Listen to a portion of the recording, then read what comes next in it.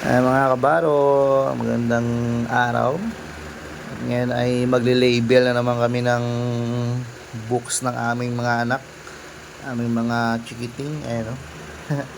Para sa kinder at para sa grade 4 mga kabaro. Yung kinder ay kulang pa yung books ni Adriel ng dalawa. Tsaka notebook niya, kulang din. Kay kuya na grade 4 ay okay na halos yung books niya. Complete na lahat, pati yung notebook. May sarili silang notebook mga kabaro. Ayan, hindi ka nabibili ng notebook sa labas. Kasama na notebook. Ayan, pang label natin. Yun.